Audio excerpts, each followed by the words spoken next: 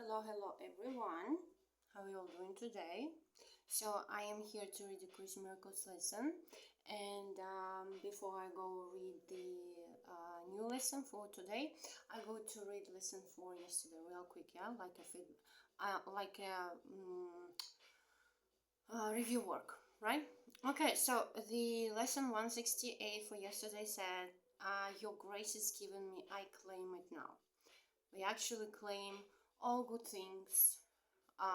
We claim God's gifts, yeah, by practicing these ideas. That's what we're doing. Actually, it helps me to keep going with these ideas, keep doing them, keeping practicing them, because I'm doing this for myself, right? It helps me first, right? I'm getting healed. Alright, and now I'm going to read lesson 169. It says, "By grace I live, by grace I am released." Wow, sounds great, right?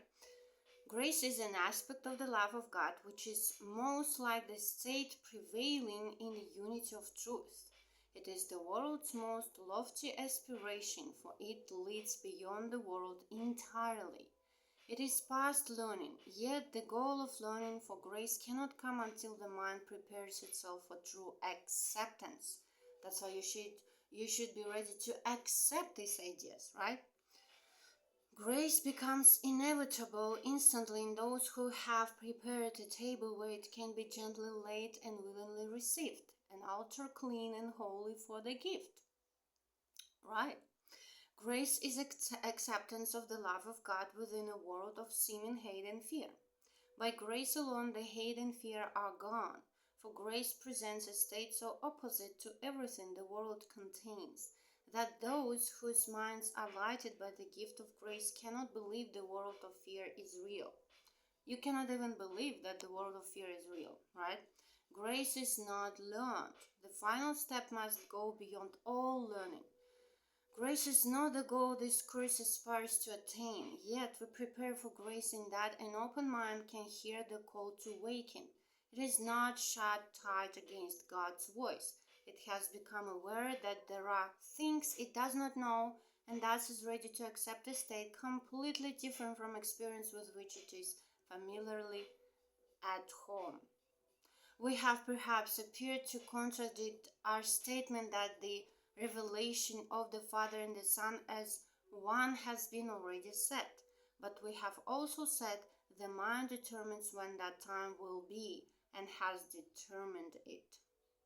And yet we urge you to bear witness to the Word of God, to hasten the experience of truth and speed its advent into every mind that recognizes truth's effects on you. Oneness is simply the idea God is. God is. And in His being, He encompasses all things. No man holds anything but Him. No man holds anything but Him. We say God is, and then we cease to speak.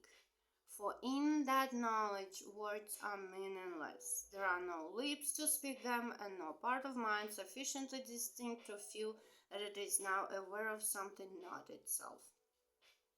It has united with its source, and like its source itself, it merely is. We cannot speak, nor write, nor even think of this at all. It comes to every mind when total recognition that its will is God's has been completely given and received completely. It returns the mind into the endless present where the past and future cannot be conceived. It lies beyond salvation, past all thought of time, forgiveness, and the holy face of Christ. Can you see holy face of Christ in everyone?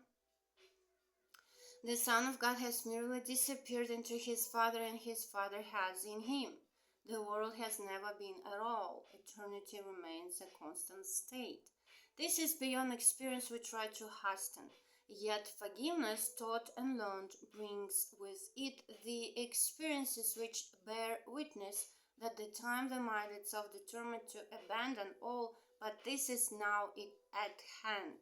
We do not hasten it, in that what you will offer was concealed from Him who teaches what forgiveness means. All learning was already in his mind, accomplished and complete. He recognized all that time holds and gave it to all minds, that each one might determine, from a point where time was ended, when it is released to revelation and eternity. We have repeated several times before that you but make a journey that is done. The script has already written. You are watching the movie that has already been shot, yeah, that has already been made, yeah. And what you are doing is like you choose a guide, yeah, whom you are watching this movie with, right? That's what you are doing. For oneness must be here, wherever time the mind has set for revelation is entirely irrelevant to what must be a constant state, forever as it always was, forever to remain as it is now. We merely take the part assigned long since and fully recognized as perfectly fulfilled by Him who wrote salvation's script in His Creator's name and in the name of His Creator's Son. There is no need to further clarify that what no one in the world can understand. When revelation of your oneness comes, it will be known and fully understood. Now we have work to do, for those in time can speak of things beyond and listen to words which explain what is to come is past already. Yet what meaning can the words convey to those who count the hours still, and rise and work and go to sleep by them? Suffice it, then, that you have work to do to play your part. The engine must remain obscure to you until your part is done.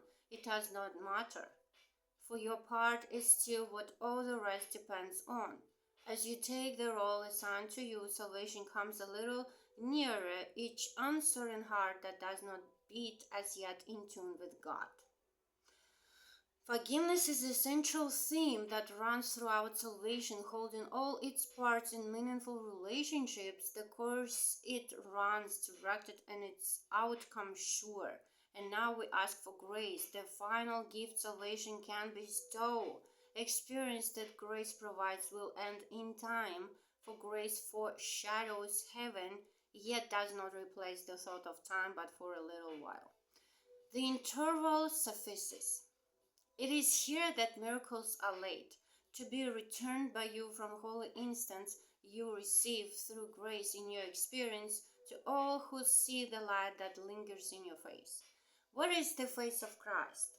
But His who went a moment into timelessness and brought a clear reflection of the unity He felt an instant back to bless the world. Can you bless the world? How could you finally attain to it forever while a part of you remains outside, unknowing, unawakened, and in need of you as witness to the truth? Be grateful to return as you were glad to go an instant and accept the gifts that grace provided you. You carry them back to yourself.